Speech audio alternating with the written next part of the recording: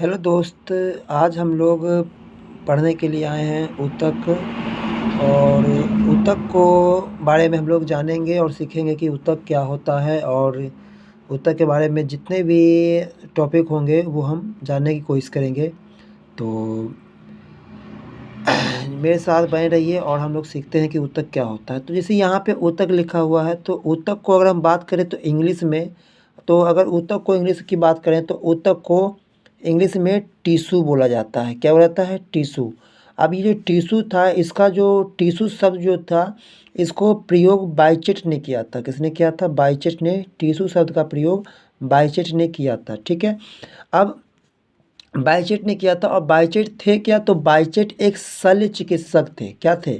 शल्य चिकित्सक थे। बाइचेट एक शल्य चिकित्सक थे और इन्होंने ही टिश्यू शब्द का प्रयोग किया था। बाइचेट एक शल्य चिकित्सक थे जिन्होंने इन्होंने ही टिश्यू शब्द का प्रयोग किया था। बाइचेट क्या थे? तो बाइचेट एक थे शल्य चिकित्सक। शल्य चिकित्सक से इन्होंने टिश्यू शब्द का प्रयोग किया था। ठीक है।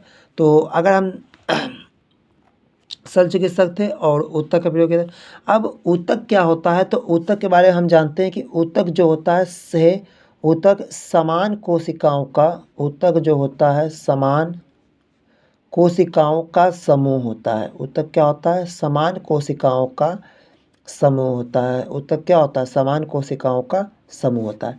अब कोशिका क्या होता है? तो कोशिका के बारे में आप अगर नहीं जानते हो तो बस कोशिका के बारे में ये जानिए कि शरीर की, अगर हम बात करते हैं शरीर की सबसे सूक्ष्मतम इकाई, शरीर की सबसे सूक्ष्मतम इकाई शरीर की सबसे सूक्ष्मतम इकाई कोशिका होती है। क्या होती है? कोशिका। ठीक है। तो अभी हम बता देंगे कोशिका। और जब एक जैसी कोशिका मिल जाती है तो वो ऊतक बनती है। क्या बनती है? ऊतक। तो अभी हम ऊतक के बारे में जानेंगे। और रहा बात जैसे कि ऊतक को टिश्यू कहते हैं, और टिश्यू शब्द का प्रयोग बाइचेट ने किया था, और इसको शल्य चिकित्सक मतलब कि थे, और उन्होंने ऊतक शब्द का प्रयोग किया था। अब ऊतक के जो है, तो ऊतक का अध्ययन ऊतक का ऊतक का अध्ययन की अगर बात करें, तो ऊतक के अध्ययन की बात करें तो इसको बोलते हैं हिस्टोलॉजी। क्या बोला जाता है? हिस्टोलॉजी। हिस्टोलॉजी। ऊतकों का अध्ययन को क्या बोलता है? हिस्टोलॉजी बोला जाता है। ऊतकों का अध्ययन क्या बोलता है? हिस्टोलॉजी बोला जाता है। ठीक है। तो ऊतक जान गए। अब हम लोग बस इतना जानेंगे कि ऊतक कोशिकाओं का समूह हो गया, और समान कोशिकाओं के समूह को ऊतक बोलते हैं। और टिश्यू शब्द जो था बाइचेट ने दिया था, और समान कोशिकाओं के समूह को चिकित्सक ने दिया था। लेकिन ऊतक अगर बात करेगा तो ऊतक जो शब्द था, ऊतक का प्रयोग, ये सबसे ऊतक शब्द का प्रयोग जो था, ऊतक शब्द का प्रयोग अगर हम बात करते हैं कि ऊतक शब्द का प्रयोग, ऊतक शब्द का प्रयोग एन ग्रो ने किया था। किसने किया था? एन ग्रो नामक एक वैज्ञानिक थे, उन्होंने किया था। तो बस ऊतक के बारे में इतनी जानकारी हमें मतलब जाननी है, और हम जानते हैं कि आखिर ऊतक क्या होता है, क्या नहीं होता है। तो ऊतक का अध्ययन में क्या सीखा कि ऊतक का अध्ययन हिस्टोलॉजी कहलाता है, और ऊतक का अध्ययन हिस्टोलॉजी कहलाता है। ऊतक को टिश्यू कहते हैं, और टिश्यू शब्द का प्रयोग बाइचेट ने शल्य चिकित्सक ने किया था। और ऊतक जो होता है, ऊतक शब्द का प्रयोग सबसे पहले एन ग्रियो ने किया था। किसने किया था? एन ग्रियो ने किया था। एन ग्रियो ने किया था। ठीक है। अब इसके बाद अगर हम बात करते हैं, आगे हम सीखते हैं कि ऊतक आखिर होते कितने प्रकार के हैं। तो अगर हम बात करें ऊतक की, अगर हम ऊतक की बात करते हैं तो ऊतक दो प्रकार के होते हैं। ऊतक दो प्रकार के होते हैं, जिसमें कि एक होता है पादप ऊतक, पादप ऊतक, और दूसरा होता है जंतु ऊतक, पादप ऊतक। इस वीडियो में हम सिर्फ पादप ऊतक की बात करेंगे, और जंतु ऊतक की बात हम किसी और वीडियो में करेंगे। तो पादप ऊतक जो होता है, तो पादप ऊतक भी दो प्रकार के होते हैं। जैसे कि अगर हम बात करते हैं पादप ऊतक में होता है, एक होता है अस्थायी ऊतक, अस्थायी ऊतक, एक होता है अस्थायी ऊतक, और दूसरा होता है विभजोतक, विभजोतक ऊतक, विभजोतक ऊतक। यानी एक होता है अस्थायी ऊतक, एक होता है विभजोतक ऊतक। अब अस्थायी ऊतक में किसे कहते हैं? विभजोतक ऊतक। विभजोतक ऊतक किसे कहते हैं? तो विभजोतक ऊतक उसे कहते हैं जिसमें कि विभाजन करने की क्षमता, विभाजन करने की क्षमता हो। और अस्थायी ऊतक की बात करते हैं तो इसमें विभाजन करने की क्षमता,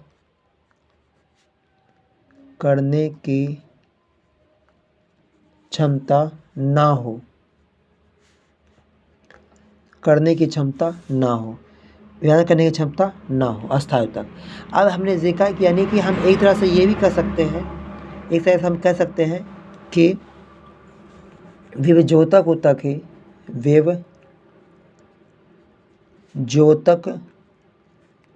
ऊतक ही विभजोतक ऊतक ही समय विभजोतक ऊतक ही एक समय आने पर, एक समय आने पर या निश्चित समय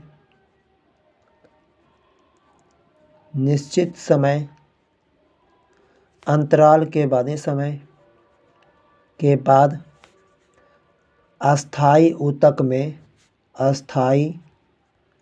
ऊतक में बदल जाता है, अस्थायी ऊतक में बदल जाता है। इस तरह से हम कह सकते हैं कि विभजोतक ऊतक ही एक समय आने पर या निश्चित समय के बाद अस्थायी ऊतक में बदल जाता है। ठीक है, तो हम समझ गए कि विभजोतक ऊतक में विभाजन करने की क्षमता होती है, जबकि अस्थायी ऊतक में विभाजन करने की क्षमता नहीं होती है। अब हम यहाँ जानते हैं कि पहले हम जानते हैं कि अस्थायी ऊतक के प्रकार। अस्थायी ऊतक जो होते हैं, ये अस्थायी ऊतक दो प्रकार के होते हैं। कितने प्रकार के? दो प्रकार के। एक होते हैं जटिल ऊतक और एक होते हैं सरल ऊतक। जटिल ऊतक और सरल ऊतक। जटिल ऊतक की बात करें तो इसका निर्माण अलग अलग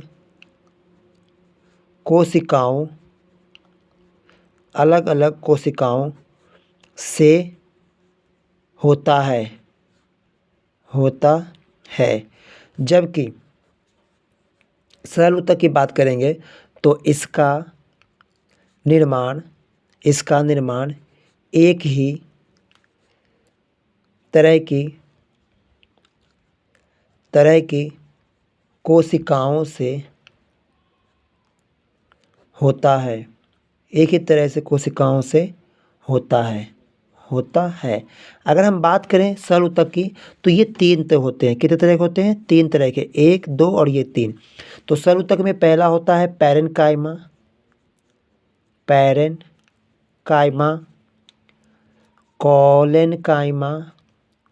कॉलेनकाइमा और फिर तीसरा है स्क्लेरेनकाइमा।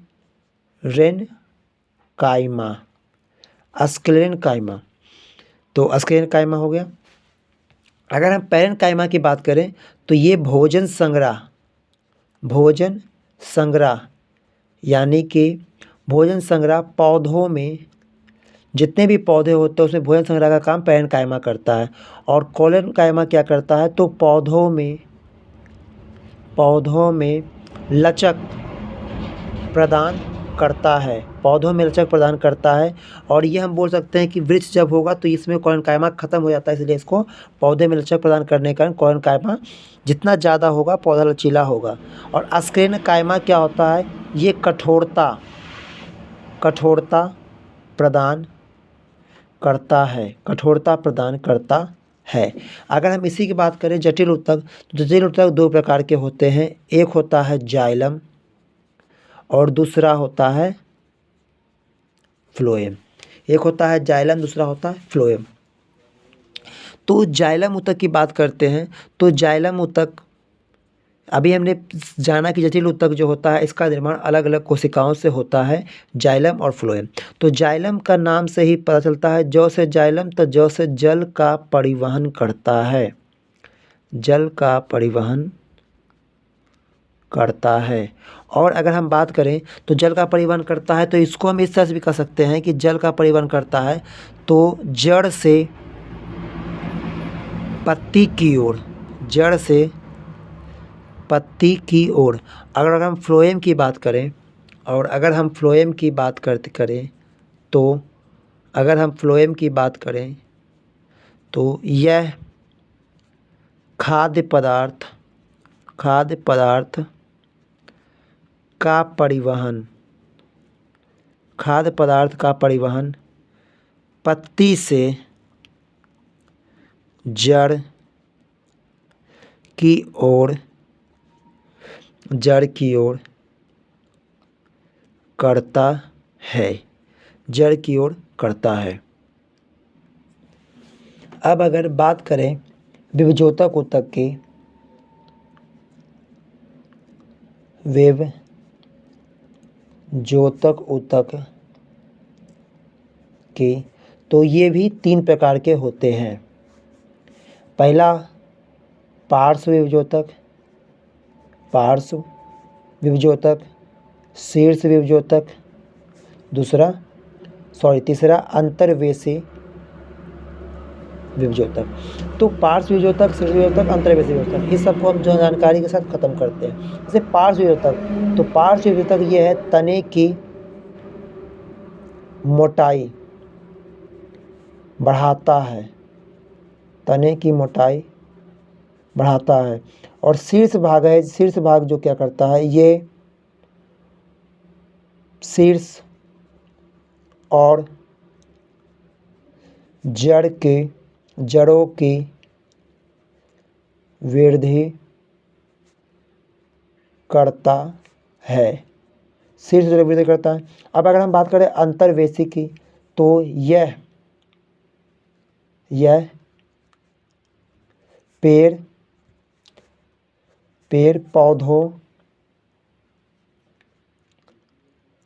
पौधों की शाखाओं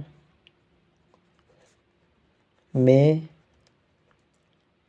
वृद्धि करता है तथा हम यह भी कह सकते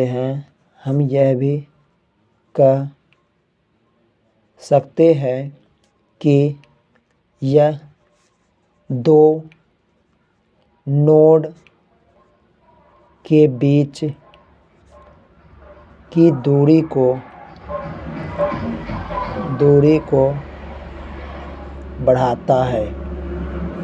तो इसका मैं एक बार आपको शॉर्ट से फिर से मैं बता देता हूँ कि कैसे आखिर क्या हुआ क्या नहीं, तो ताकि आपको समझ में अच्छी तरह से आ जाए। मैं एक बार फिर से पूरा सा निचोड़ कर देता हूँ आपको। तो देखिए यहाँ पे, जैसे कि यहाँ मैंने बताया था कि ऊतक का अध्ययन हिस्टोलॉजी कहलाता है, और ऊतक को इंग्लिश में टिश्यू बोलते हैं। टिश्यू शब्द का प्रयोग बायचेट ने किया था। बायचेट क्या थे? एक शल्य चिकित्सक थे। और ऊतक शब्द का प्रयोग एनग्रू ने किया था। और ऊतक क्या होता है? समान कोशिकाओं का समूह होता है।